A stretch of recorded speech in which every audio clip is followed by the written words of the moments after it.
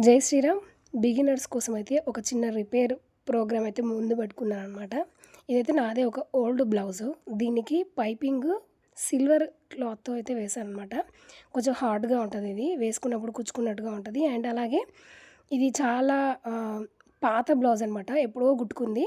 అయితే ఇది కొంచెం నాకు వెనకాల ఎత్తు కప్పు గూడా చాలా తక్కువగా ఉందనమాట.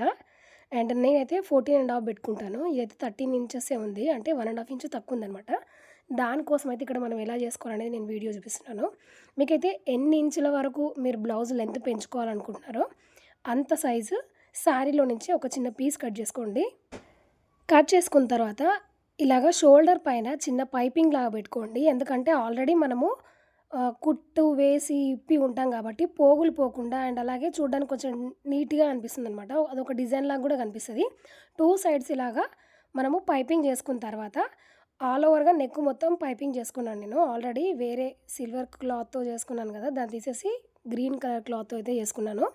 ఇలాగ షోల్డర్ రెండింటిని కూడా పైపింగ్ చేసిన తర్వాత మనం ఏ క్లాత్ అయితే తీసుకున్నామో ఎన్ని ఇంచులు మనం పెంచుకోవాలి బ్లౌజ్ లెంత్ అనుకుంటున్నామో దాన్ని రెండిటి మధ్యలో ఇలాగా సెట్ చేసుకొని స్టిచ్ వేసుకోవాలి.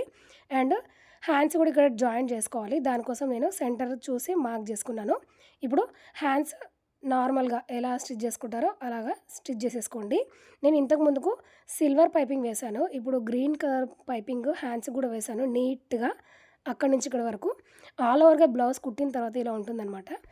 కొంచెం నేను లూజ్‌గానే తొడుక్కుంటాను. చూడండి నీట్‌గా ఉంటుంది. షోల్డర్ జారిపోదు. అండ్ మనం ఏదో అతికించి కుట్టినట్టుగా ఉండకుండా కొంచెం చూడడానికి డిఫరెంట్‌గా ఉంటుంది. ఈ ఐడియా ఎలా ఉంది కామెంట్ చేయండి. నచ్చితే లైక్ ఇవ్వండి.